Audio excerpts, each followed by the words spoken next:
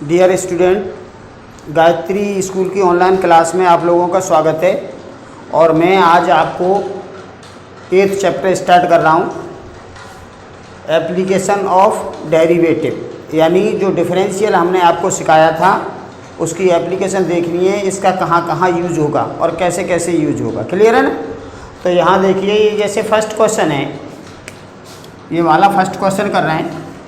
वृत्त के क्षेत्रफल में परिवर्तन की दर वृत्त की त्रिज्या के सापेक्ष ज्ञात करो, और r बराबर दे रखा है हमें 3 सेंटीमीटर। तो यानी वृत्त का क्षेत्रफल में परिवर्तन की दर। तो यहाँ देखो, वृत्त का जो क्षेत्रफल है, ये क्षेत्रफल को बोलते हैं एरिया, और किसके सापेक्ष? r के सापेक्ष। ये हमें ज्ञात करना है। वृत्त के क्षेत्रफल में परिवर्तन की दर ये ज्ञात करनी है वृत्त की त्रिज्या के सापेक्ष। तो dA/dr, r फॉर रेडियस, त्रिज्या, और r दे रखा है हमें 3 सेंटीमीटर। क्लियर है ना? तो देखिए इसको कैसे करते हैं क्वेश्चन को। तो यहाँ देखिए, area of circle,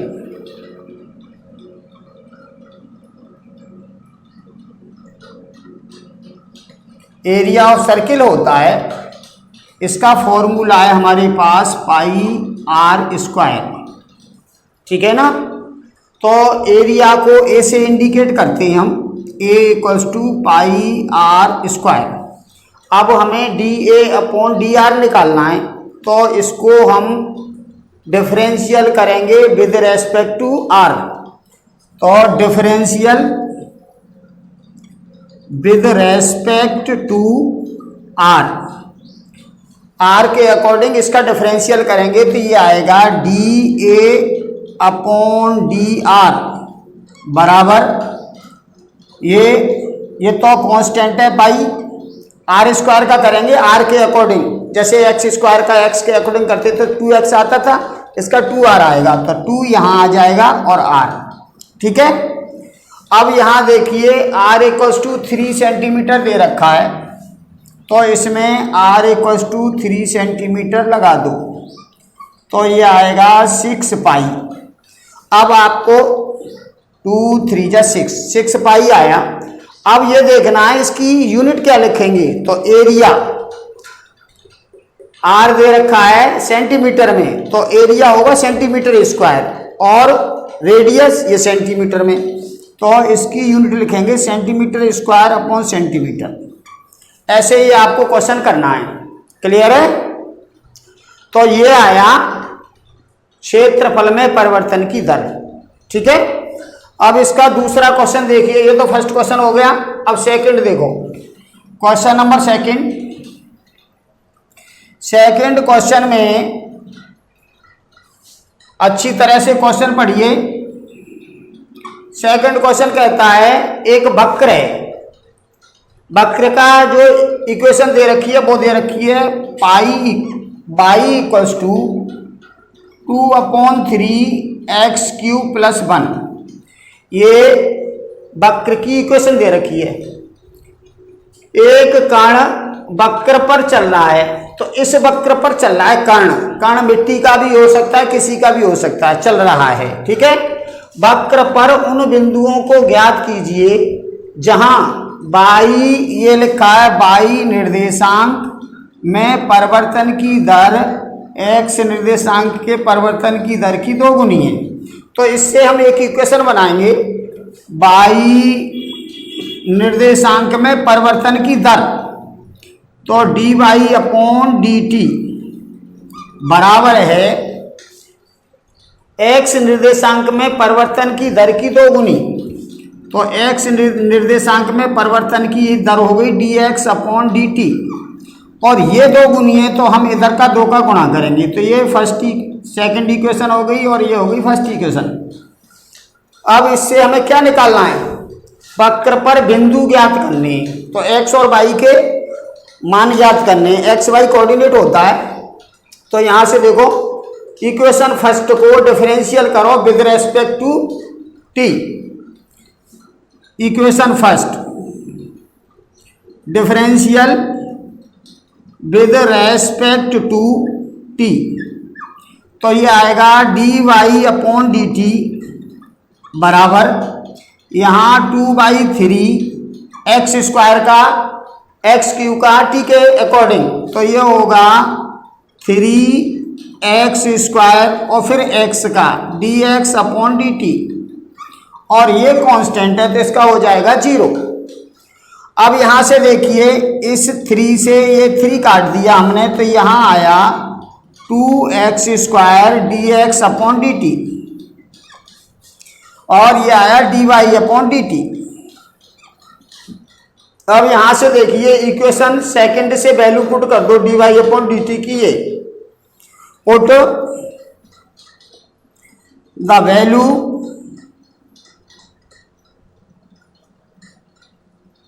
of equation second.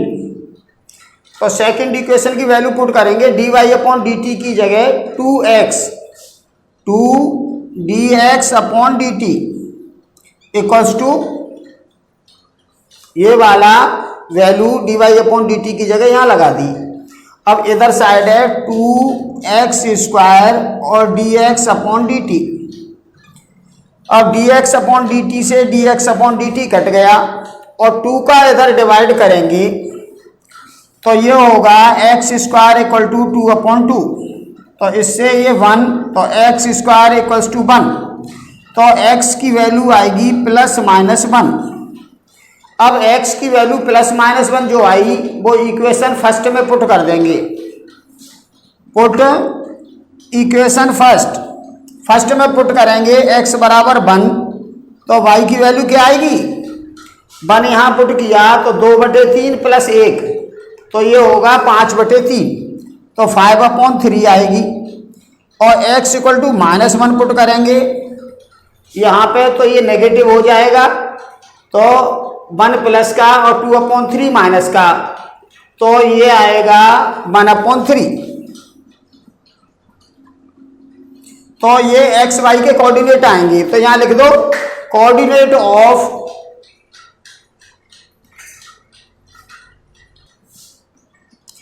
तो फिर इसके बाद ये पूछा है उसने वक्र पर उन बिंदुओं को ज्ञात करो। तो बिंदु ये हो गए x का 1 है तो y का 5/3 है, और x का -1 है तो y का 1/3 है।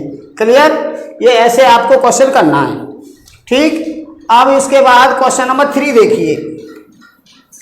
क्वेश्चन 3 जो है ये इंपॉर्टेंट क्वेश्चन है, क्वेश्चन 3।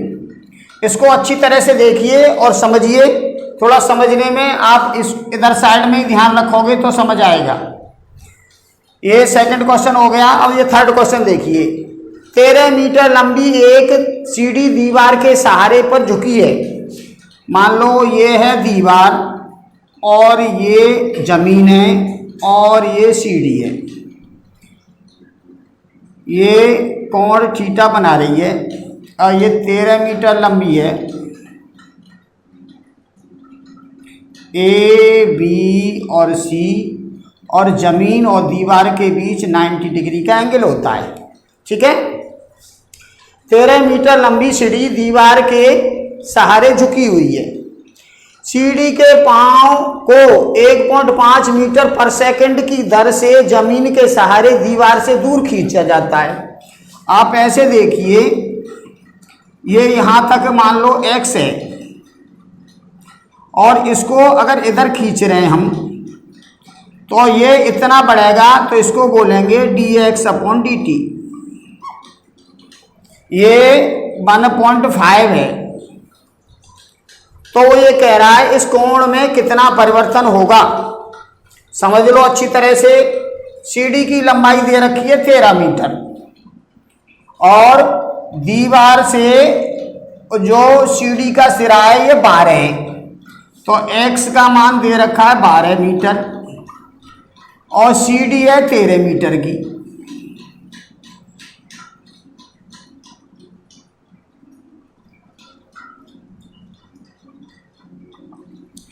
तो ये दीवार की लंबाई क्या होगी, इसको मान लो हमने y माना, तो y की वैल्यू होगी 5 मीटर।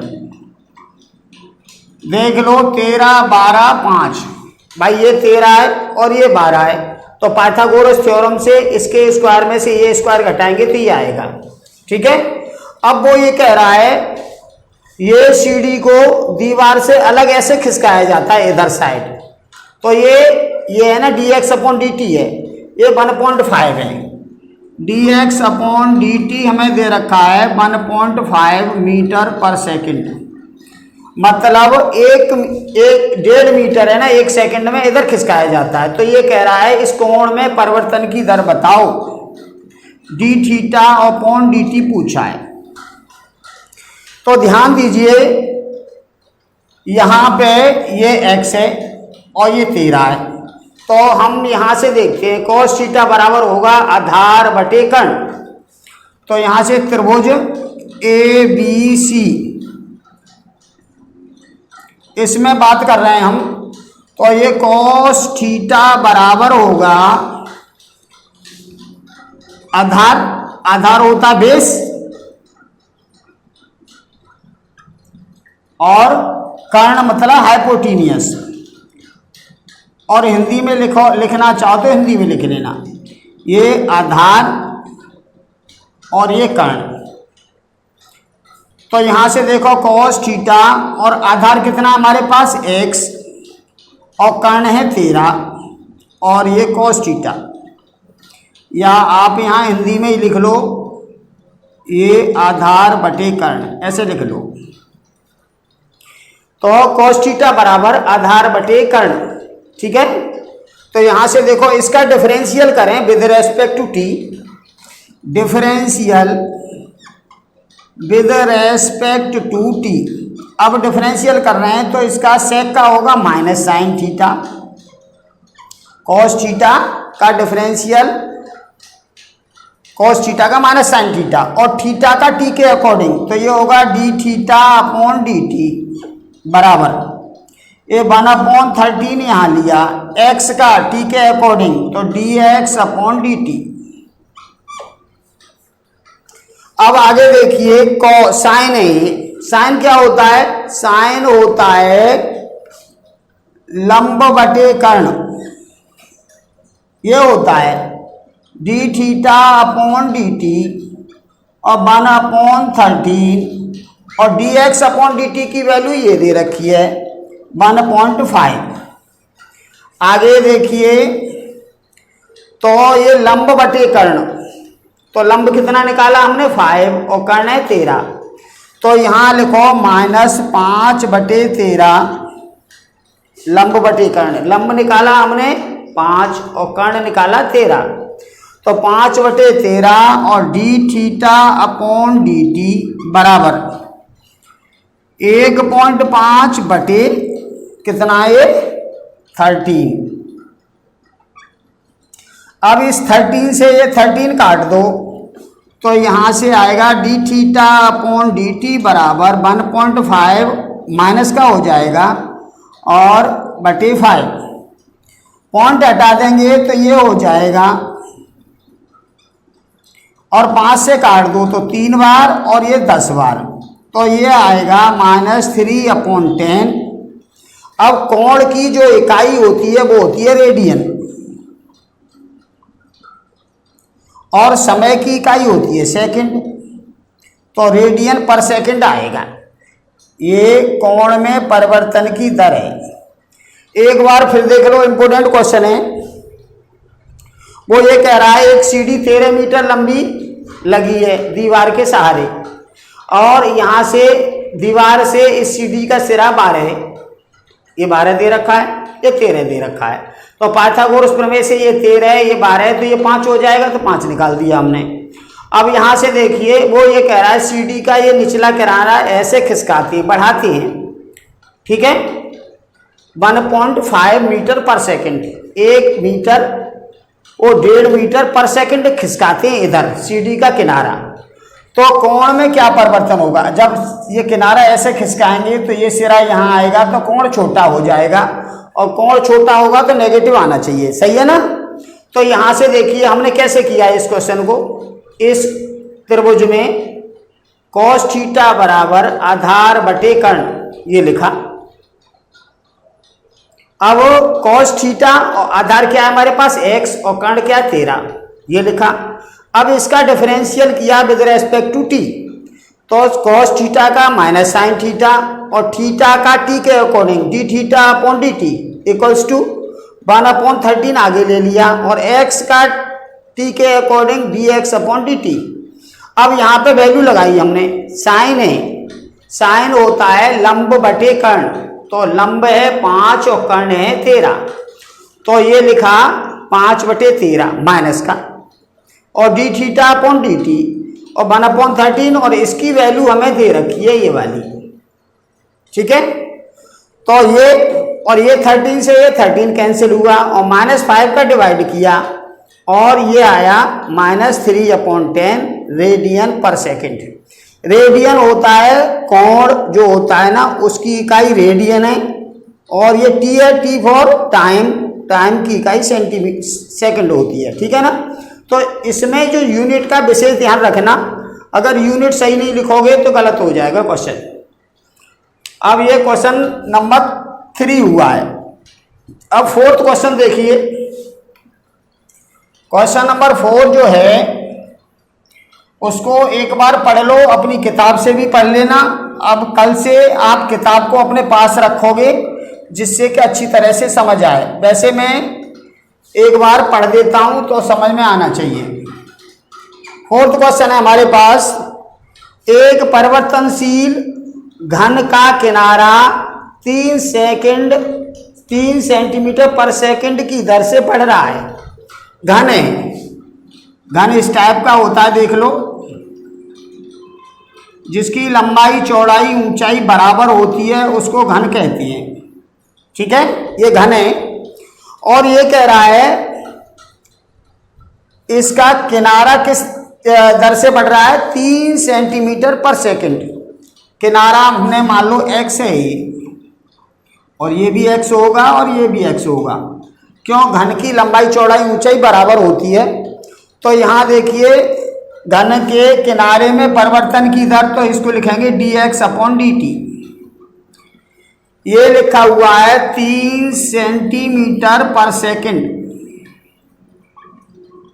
देखो यहां से हम ये लिखते हैं, सेंटीमीटर किसकी इकाई है, दूरी की, तो dx, और सेकंड किसकी इकाई है, समय की, तो dx अपॉन dt। ये दे रखा है, ये गिवन है। और इसमें क्या गिवन है, किनारा 10 सेंटीमीटर लंबा है, तो x की वैल्यू दे रखी है 10 सेंटीमीटर। तो इसमें x की वैल्यू दे रखी है, dx अपॉन dt दे रखा है। अब ये कह रहा है घन के आयतन में परिवर्तन की दर, आयतन क्या होता है, वॉल्यूम, तो dv अपॉन dt हमें निकालना है। अच्छी तरह से समझ लो, वो कह रहा है एक घन है जिसका किनारा, ये x है ना, ये बढ़ रहा है किस दर से, 3 सेंटीमीटर बढ़ता है 1 सेकंड में, ठीक है।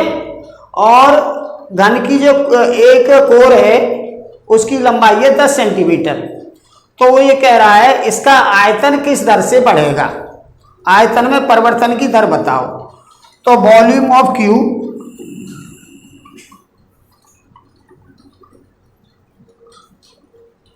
वॉल्यूम ऑफ क्यू की बात है तो वॉल्यूम होता है क्यू का एक्स क्यू।